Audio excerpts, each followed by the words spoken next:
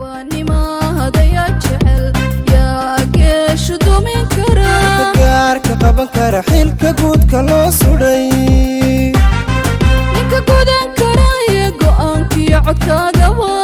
عبد ولي قرير سيسي عبد ولي قرير هوي هوي عبد ولي قرير سيسي عبد ولي قرير السلام عليكم مقعيق وعبد ولي إبراهيم قريرة waxaad igu taqaaneen saxaafadda imakase waxaan u diga rogtay dhinaca siyaasadda oo aan doonayo sanadkan inaan uga qayb galo baarlamaanka dalka Soomaaliya laakiin waxaan rabaa inaan si dhab u cadeeyo dadka aan rabno in xildhibaanada baarlamaanka Soomaaliya codkooda ku helno kuna noqono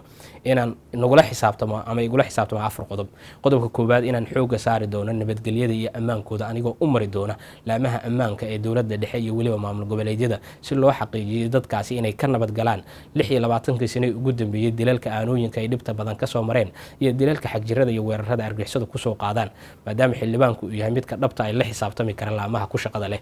qodobka labaad wuxuu noqonayaa dadka Soomaaliyeed ee dalkeena jooga kadib burburkii dalka Soomaaliya maysan helin waxbarasho tayo leh oo aad u ballaaran sidaa darteed waxaan rabnaa waliba dhinaca dawladda ka soo galaysa waxaan rabnaa inaan ka shaqeeyo sanadkan in waxbarashada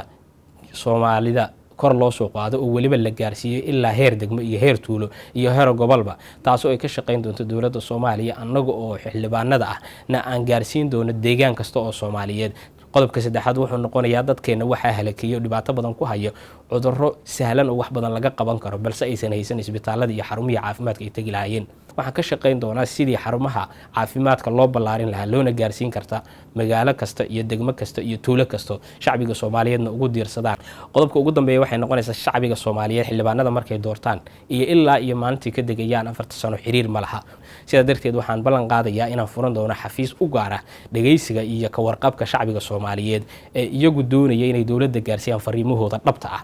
sidoo kale xafiiskaas waxaan rabaa inuu ka shaqeeyo inuu caawiyo dadka Soomaaliyeed ee danyarta ah oo ugu badan agoonta waayeelka iyo kuwa aan waxba haysan dadka gaaja iyo cudur gabadhiyowga noqon kara dadkooda korin kara xilka guudka loo sudhay ninka gudan kara go'aanki codkaagaba cabdi wali garyeer سيسي عبد ولي قرير هوي هوي cabdi wali garyeer سيسي عبد ولي قرير